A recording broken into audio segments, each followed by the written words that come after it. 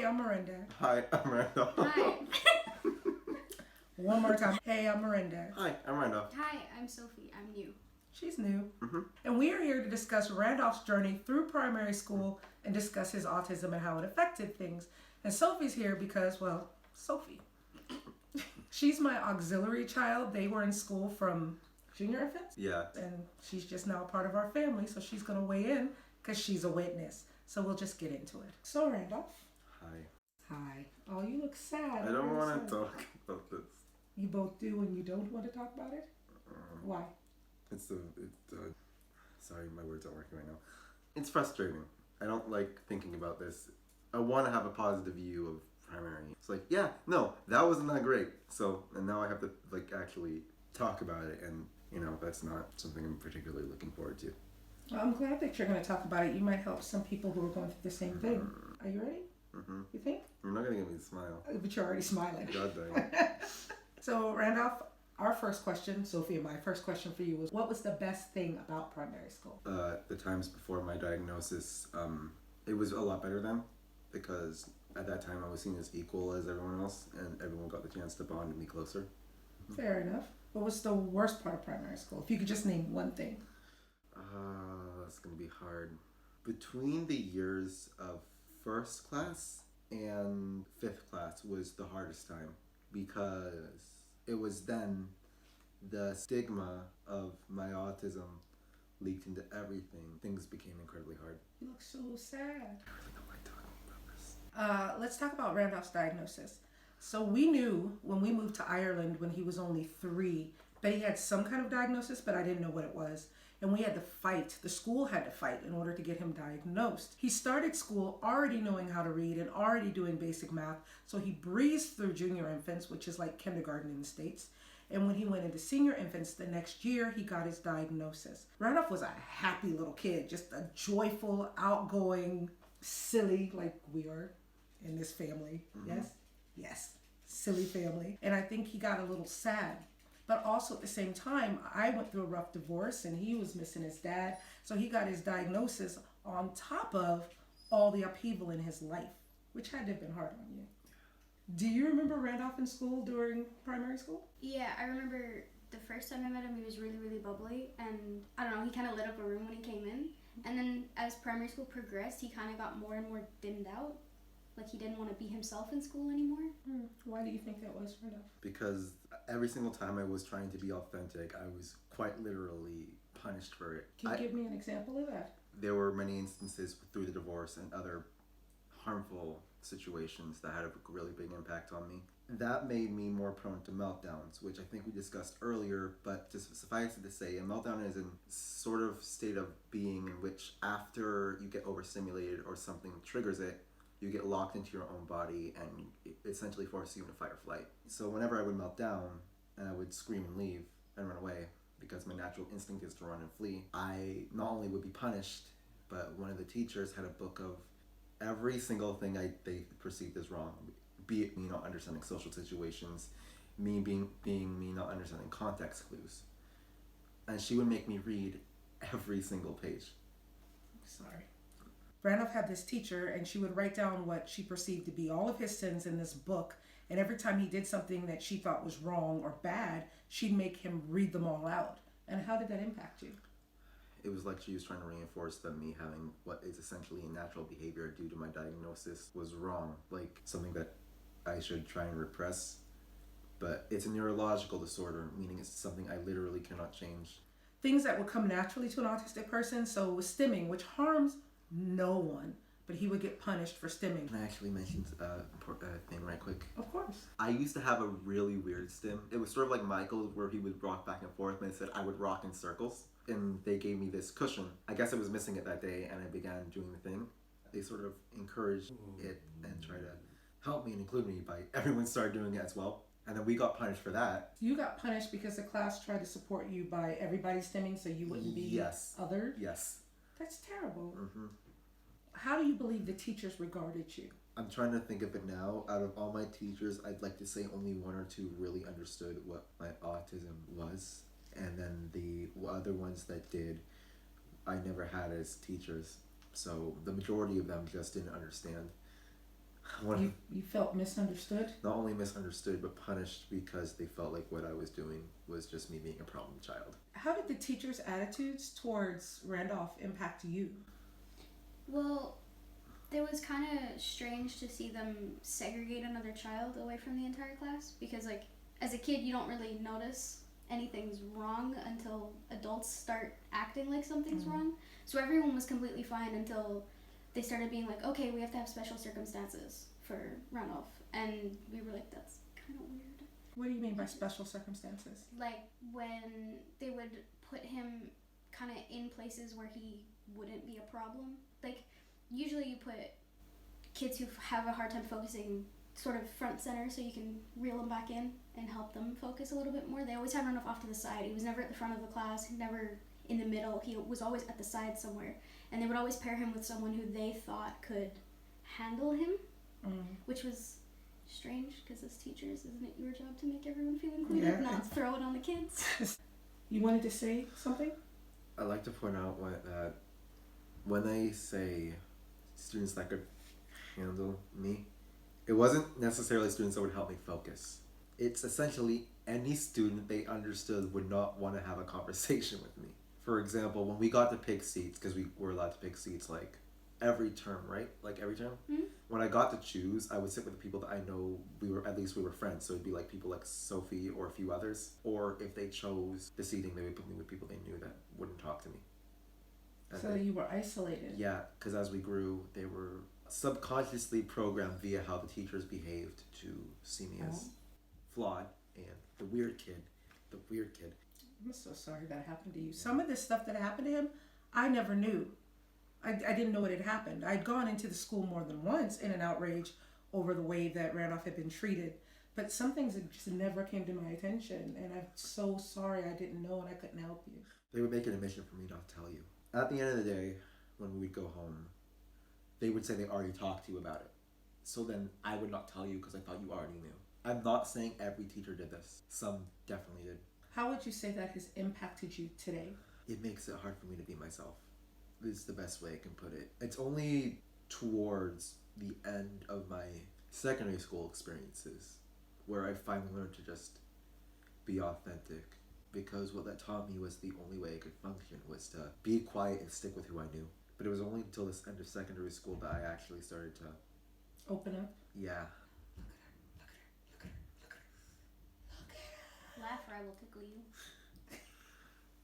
Okay. I will lick you in the eyeball. Please don't. This is a really hard thing to talk about. I know. That's why we're trying to You know what we're going to do? We're going to put Randolph in the center so that he's surrounded by cuddliness. Oh, God.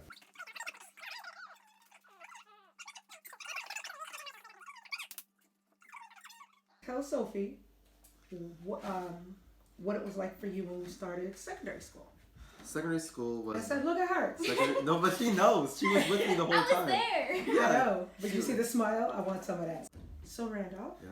Now that you're surrounded by love and support and you have your emotional support, Sophie, can you tell us what it was like in secondary school? Like, how did your primary school experience impact your secondary school experience? Because of the treatment of some of the teachers, I always had a very strong reaction when it came to authority. I don't want to attribute it to only primary school, but it was one of the big things that caused it. In most situations, I wouldn't act aggressive, but sort of antsy around teachers. So I always kept that instinct to run and flee very close. So anytime I felt scared, I would get up and leave. Sophie, what did you witness? There are a few teachers in secondary school who really didn't like the way Randolph coped with things, where if he's overstimulated and he needs to leave, they would make it nearly impossible for him to do so. Like the SNAs would come in and sometimes they would leave for lunch and they were like, you can't leave without your SNA. You're not allowed to go. Like, we can't just let you roam the hallways. And you were like a whole teenager. A whole teenager. Yeah, we can't leave you in the hallways. Unsupervised. Yeah. Like, mind you, you can okay. pee, but you can't go to the hallways. The reason this is absurd to us is because I raised very independent kids. Randolph's been running up to the corner shop, grabbing things since he was 10? Since he was 10 years old. They wouldn't let me leave the lunchroom for 30 minutes thinking I would not feed myself. Yeah, someone had to watch him eat his lunch. Yeah. Before he was allowed to leave the canteen. Yeah, and I wasn't, even in the first years, I wasn't even allowed to hang out with these people. I had to go to my unit because they didn't trust me to run around the halls on my own.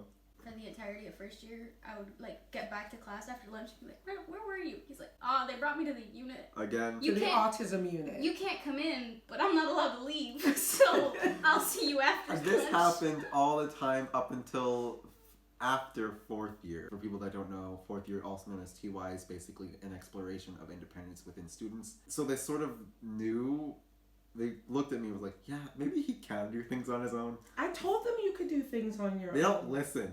He was sneaking out of the unit from like second year onwards because there's a back door. I'm so glad that you were around, Sophie. I was the one that found the back door. That's sad, isn't it, that I had to sneak my independence? Yeah, well, yes, it is sad.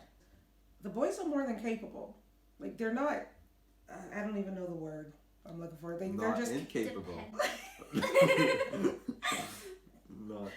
Thank you. That was very helpful. I feel that I should make a disclaimer and say he had some fantastic teachers.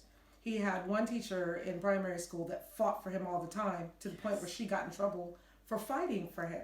And I would still be friends with that woman to this day because she's awesome. She is awesome. He had some excellent teachers in secondary school that fought for him.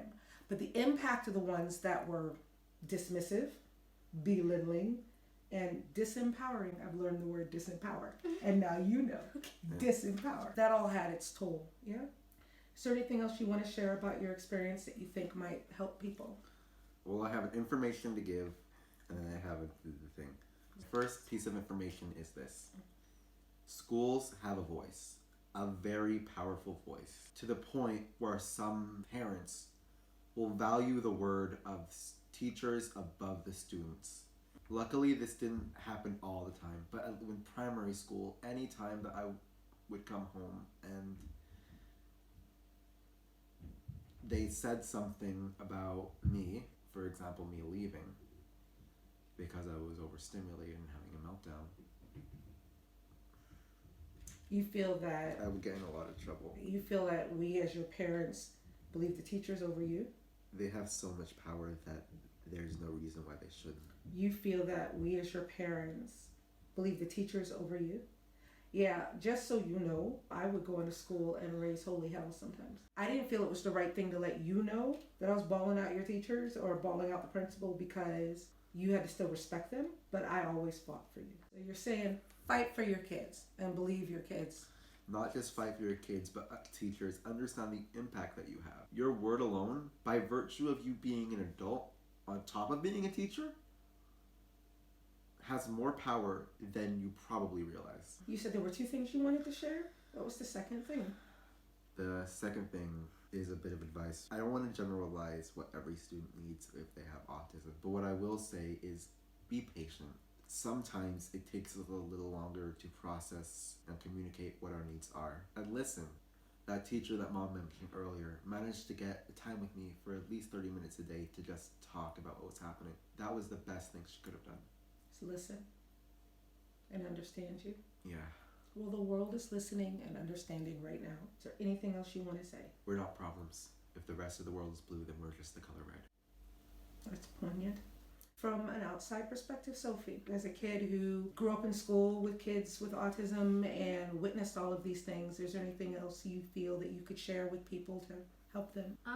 Just that schools shouldn't segregate children with neurological differences, because if you separate the kids when they're little and when they don't know any better, they kind of grow up thinking that, oh, they're different, we should leave them alone, or we need to do so much more for them, and they overcompensate, rather than teaching them, hey, why don't you go ask that person what they need, or if they even want your help at all. Because people like Randolph are so independent, they refuse to take your help even when you offer it, and then sometimes I offer it anyway.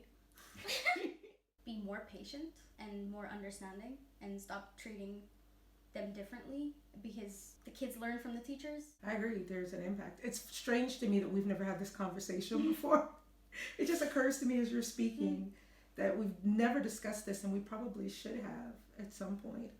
Yeah, I totally agree. And everything you're saying is in alignment with what I believe. Good job, Sophie. Thank you. You're welcome. I'm actually really happy that I grew up with Randolph in my class and with Michael, a class below me. Because I feel like if I hadn't grown up and then I went to the school that I did, I would have had a completely different outlook on the whole unit and how the kids are treated.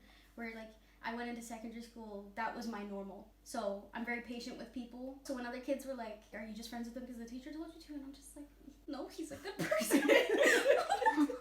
Like I was bullied for like 3 years just for hanging out with Randolph. Because it's like, you're weird, like, oh, you must be like them. Like, don't quit separating people. Quit othering them. Yeah, you do Othering get them. like almost praise, like, oh, you handled that so well. And I'm just like, I'm just treating him like a regular person. Treating him like a human being. Like when he has meltdowns and I'm just like, just leave him alone. And the teacher's like, no, we have to go get him. It's like, he's not a toddler. He'll come back when he's ready. Concerning the meltdowns, Mm-hmm. he outgrew them. Yes.